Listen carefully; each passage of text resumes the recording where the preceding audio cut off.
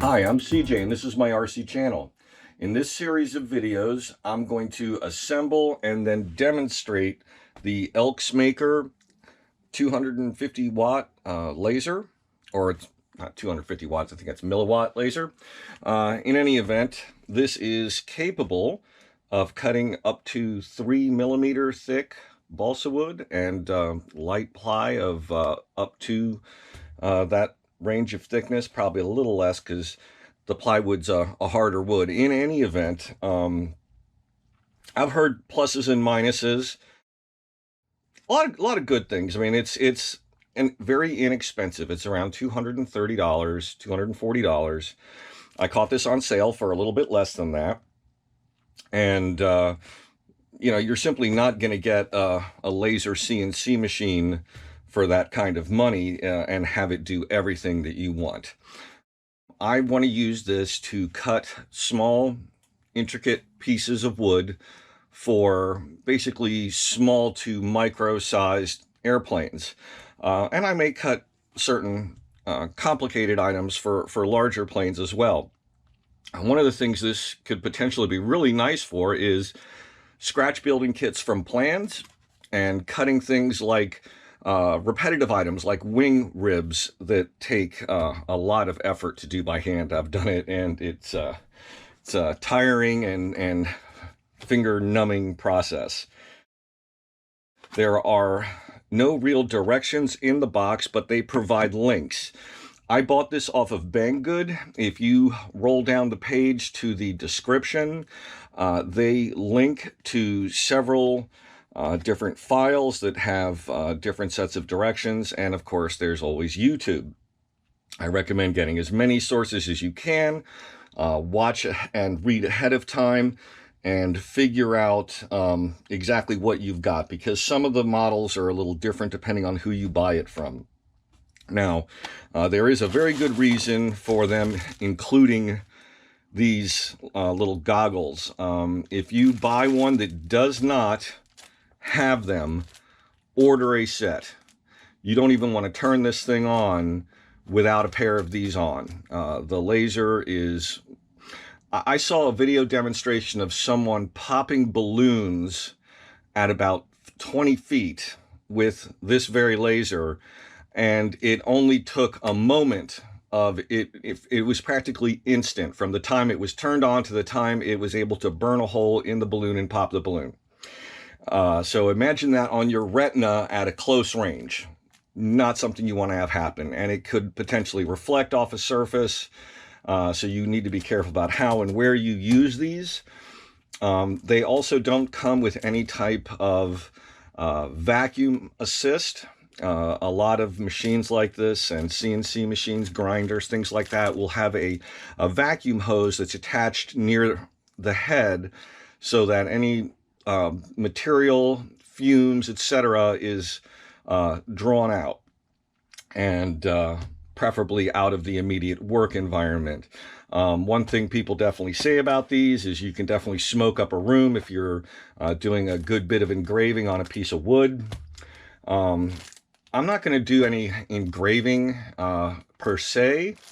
I'm going to be using this as a cutter, and so I'm going to do the build video from the point of view of just general assembly, and the actual demonstration process I'm going to focus on using this for purposes relative to the RC car, RC plane, RC anything hobby, particularly planes. So let's just kind of go through goggles. This is a little aluminum mounting bracket. This is going to hold the laser.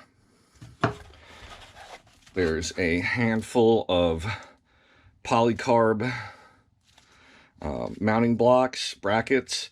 Probably the first thing to do after pulling things out is to unwrap this and peel off this paper plastic covering, which can always be a bit of a pain.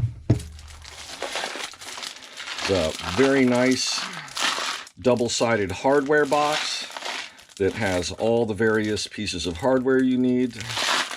Everything looks relatively well organized.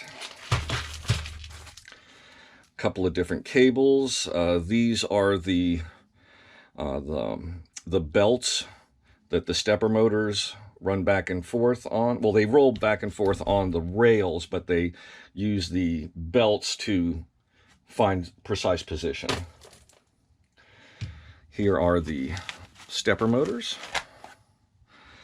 Nice solid little motors. There are a couple of items that I am going to 3D print, and I'll get into those later. I have not done that yet, but I will, and I will add them to it. I'm probably going to build as is and then add those in as a modification. What those do is provide a different mounting position for these belts.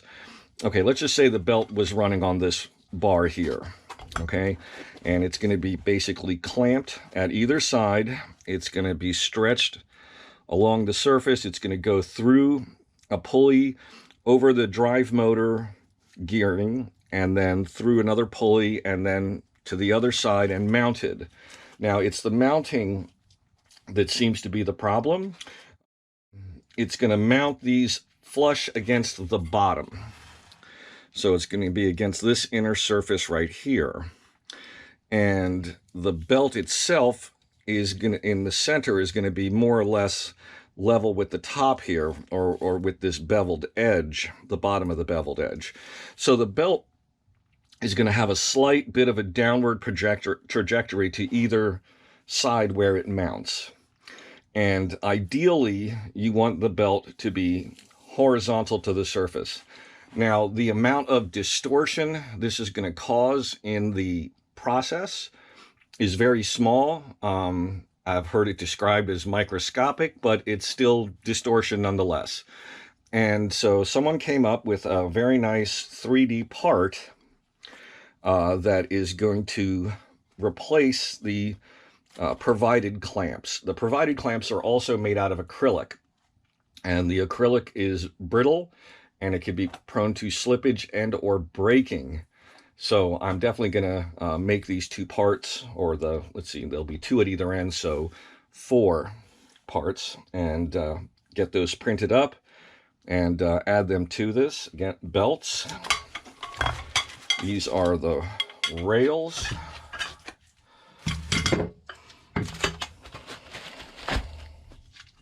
And you should have 5 of them, 4 to create the perimeter, and a 5th one to create the gantry, as it were.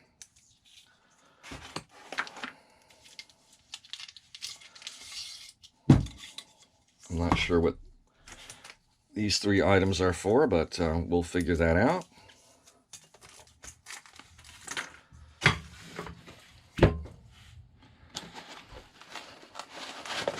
I'm guessing power supply.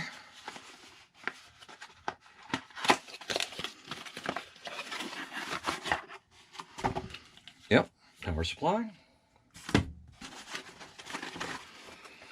And just note the packaging is very well done.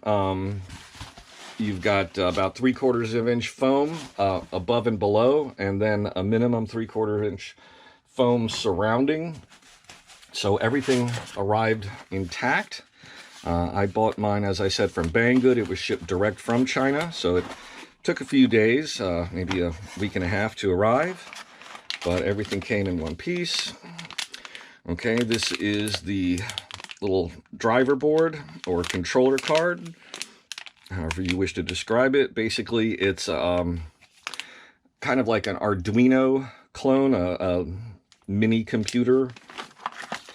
They give you a couple of pieces of wood to test with. Here are our connector cables, some braid for organizing cables. I'm not sure what this is. That looks like a adapter plug, though, so this probably has to do with connecting power to the board there. I'm just going to set that there for the moment. And last but not least, the laser.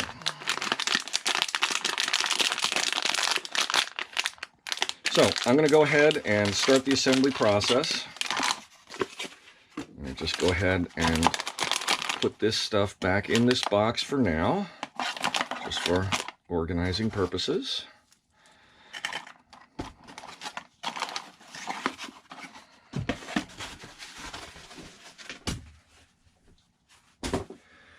Now, another thing that I'm going to be doing, and I will make this part of the video series, I'm concerned about fumes in my work environment. I am indoors.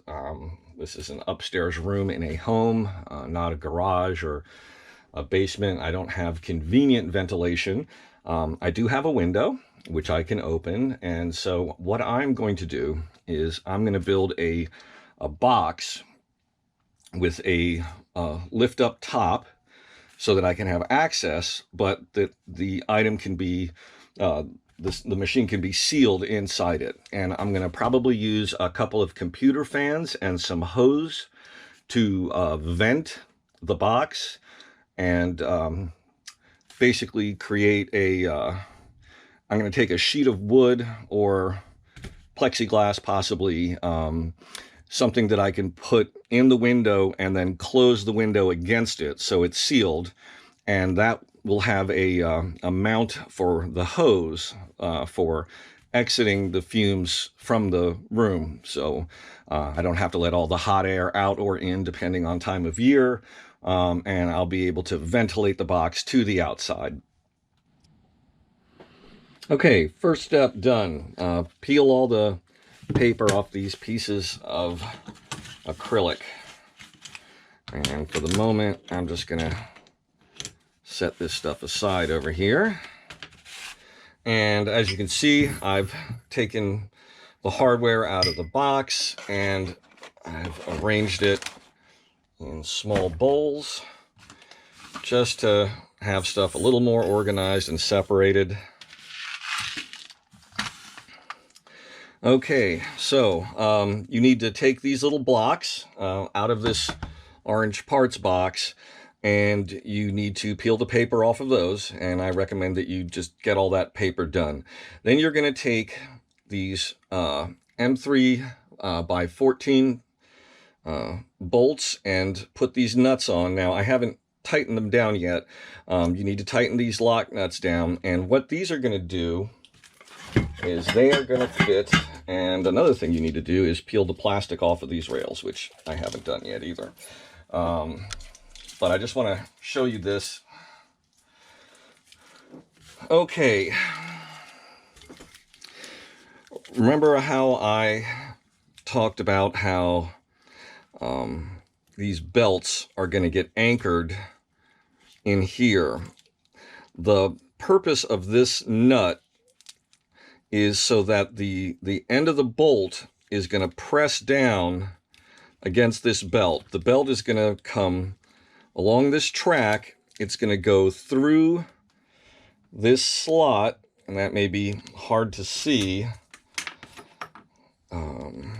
There's a slot right here, and this the screw itself, the nut's going to be flush against the acrylic. The bolt is going to protrude, and the end of that bolt is going to press down against the cable, pinning it against this inner surface of this track.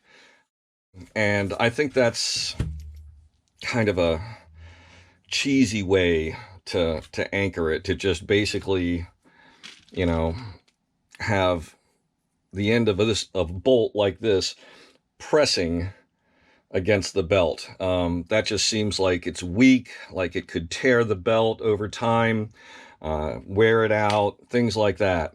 So what I would recommend doing is doing those 3D pieces. I'm going to set this up initially like this, but that's what you do, what you're got to deal with it first. Then one of these, I believe these are M4s, or that's not the right size.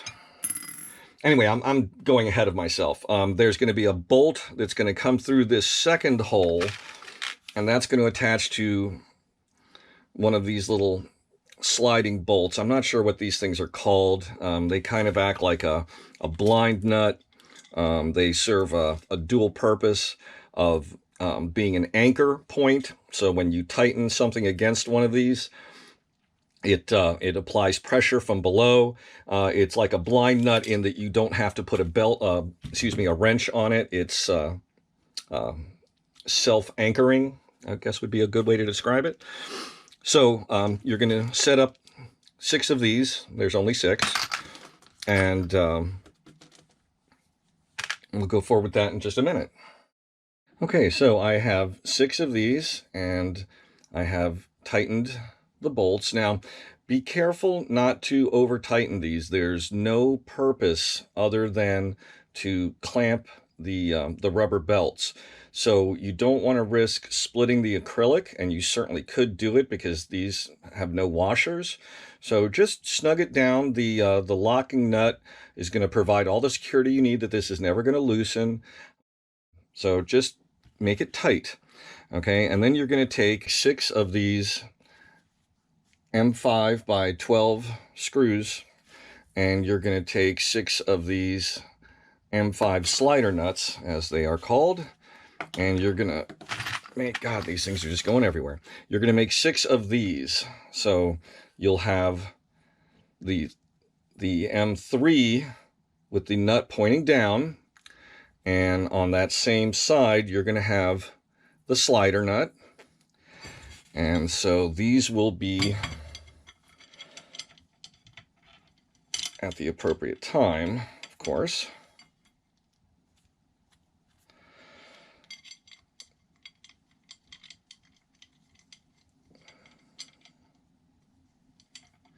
And you'll also have to, damn, I'm screwing this up for you.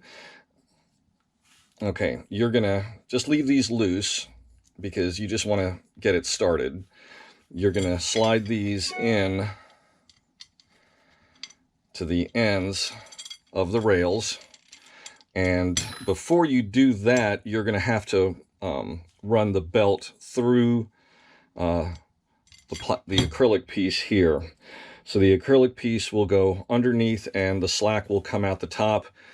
This screw will get tightened, forcing this bolt to press down on the inner surface, and that will lock the belt in place. So go ahead and assemble the 6 of those.